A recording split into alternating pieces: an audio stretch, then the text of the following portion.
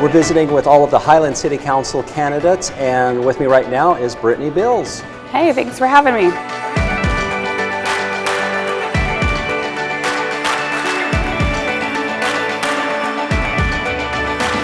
Brittney, you're running for City Council. I am. Tell us a little bit about yourself. Well, first, thanks to FiiZ for letting us come here. The drink makes me feel much more comfortable if I've got my Diet Coke here with me, right?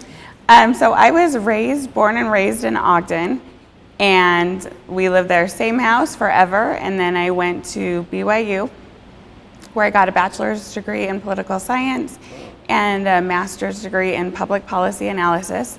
We were there for a few years, and then my husband got a job with Intel, and we moved to Oregon, where we were for almost 10 years. And then we moved back to Utah because my parents are here, my siblings are here, and for us, it's all about family. So we always knew that we had wanted to come back and live near family. And when we were driving around looking at houses, trying to decide where to live, we just loved the feel of Highland. We loved the bigger lots, we loved the open spaces. Everybody was friendly.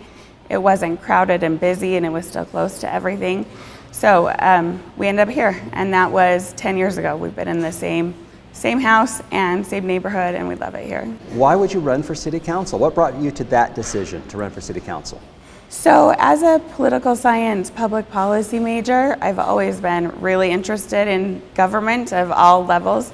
I'm the one who sometimes shows up to City Council, and I'm the only one in the audience. So I enjoy it genuinely is the first thing. And the second thing is that I really feel like local government is what matters to us the very, very most. We all look at what's happening in Washington, and we talk about immigration and all of these other things. And those things are all important, and we need to do what we can in those arenas too. But the government that really affects our lives and that affects me and my family is right here in Highland. And I feel like we could use some new perspectives on the City Council. That's why I'm here. Local government matters. I want to be the one that is involved in making decisions about how we plan our space, what my taxes look like, public safety. I want to be involved in those things. Well, and you kind of hit on my next question, is what are the issues that are coming up here? I think maybe one of the biggest ones that everybody thinks about and we all talk about is spending money, right? The city had a study done in the fall, and it projected that the city will be in a deficit by 2022. And so I'm glad that we know that a couple of years out, because now that's a problem that we need to look at to solve. I know the initial gut instinct is just let's raise taxes, whether it be over a 2-year period or a 4-year period or incrementally or whatever it is. But I think before we do that, we need to take a really good look at the way we're spending our money and how we're prioritizing it. Because we know that once we raise taxes, we don't go back. They never come back down, right? Yeah, it seems like it goes one direction. We don't want to have to raise taxes. I think we want to have our lowest tax rate possible while still providing the services that the city needs. So I think it might take some creative thinking, and I think it will take going over the budget line by line, which I've started doing. So I don't have all the answers yet, but I know that we need to plan for that because 2022, not so far away. You had mentioned also open space. That's just tough because the people who live next to city trails and open space areas complain bitterly about how the city maintains that. And some of them want to buy that land, and so there's issues along those lines. How do you deal with all of that? Open space is a huge, huge issue right now. And when we're talking about open space, I think it's important to know we talk about two different things, right? We have like city parks that are one thing, and then we have open space that is part of our open space neighborhoods. We have 18 open space neighborhoods here in Highland. They each have a different level of amenities and trails and parks or whatever. Open space residents pay $20 a month fee to live in those neighborhoods. I think we need to look really carefully at each open space neighborhood individually and what it is that we're maintaining there. I think we need to look and see if it is something that the community as a whole is using. I think you have to start by just looking, what is this adding to the value of the community? And if it's something that's valuable to the community, we need to find a way to keep it. And if it's something that has no value to anyone except for that one homeowner, then we need to think about selling it. But we need to be careful if we sell those parcels. We have to do it in a really careful process that's fair, and we definitely don't want to rush. But to me, the biggest part of that, the open space problem, is going to be we just need everybody to kind of come into one room, sit at the same table, and work out a compromise. Because I don't think there's a solution where everybody is going to be 100% happy. But we have to start working on it. The other issue that I think is really important that we need to talk about is smart growth. So we know that Highland doesn't have a lot of space left to be developed. So I think that we need to really be careful to use the space that we have in a smart way. In a recent survey, Highland residents, 70% of them said they wanted to keep the R140 zone, which is those larger lots, right? And that is one of the things that people love about Highland. It's a reason that people come here. Very few people want to see a lot of high density housing here. We want to keep our lots big. So I think we need to plan for that. We also have a couple of small pieces of property that are still slated to be commercial property. I think we need to make sure that for those things we choose the right project for Highland. I think you don't jump in and let the first developer do the first thing he wants to do. I think we need to be careful about using our space in a smart way because we have so little of it. Right. So by planning for the future, I mean being really careful in our zoning decisions, being careful as we plan and build roads, that we're planning for the future growth of North Utah County, and at the same time mitigating kind of the side effects from that for residents who live along those roads. So I just think that smart growth is important in planning for homes, in planning for parks, in planning for roads, all of those things. How long have you been on the Planning Commission now?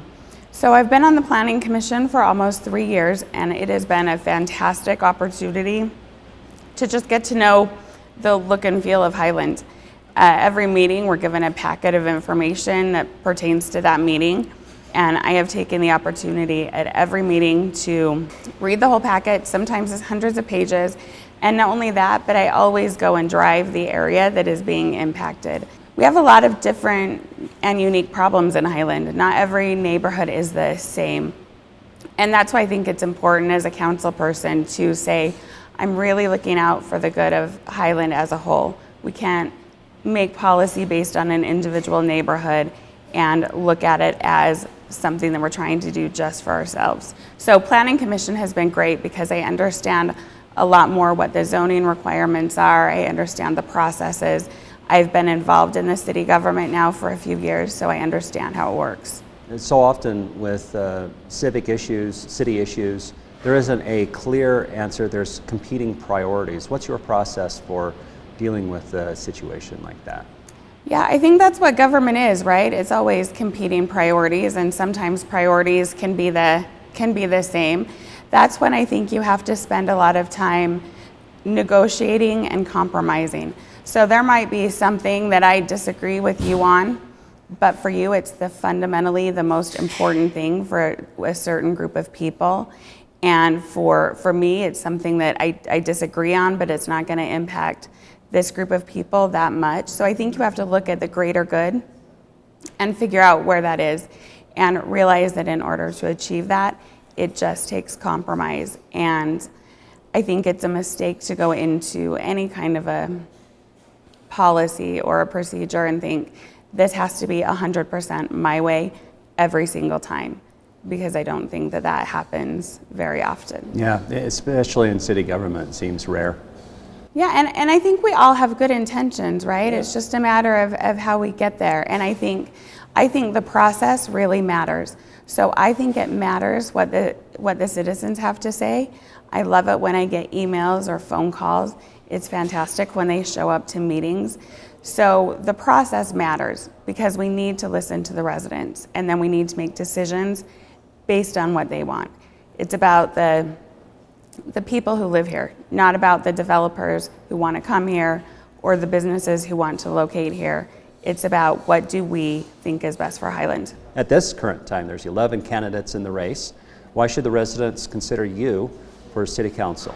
So I think I have a couple of things that would make me a real asset to the city council. I think first, professionally and education-wise, I have the background. So I have my master's degree in public policy. I've been on the planning commission. I am a professor of government at Salt Lake Community College. I've also taught at UVU. So I've spent a lot of time thinking about these issues and researching them just by the nature of what I do.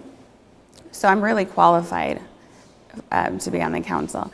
And I think the second reason that you should consider me for the city council is because I think I have a personality that matches well with what we need our city council to do. I like to collaborate with other people. I like to listen to other ideas, and I feel like I'm able to do that in a way that is respectful. I think it's important to have civil conversations. I think it's important to listen to different ideas, acknowledge that sometimes you might be looking at it wrong. So I think I have that personality. I also am willing to put in the work. I'm willing to drive all over town. I'm willing to meet with anyone. I really want to understand the issues because it really is just all about making Highland better. For the people who want to know more information about Brittney Bills for City Council, how do they find out more information? Yeah, so I have B-Bills at City Council on Facebook or my website, brittneybills.com. Thanks so for your time. you're welcome. Thanks for having me. Appreciate it. Thank Let's you. drink. Oh, let's do that.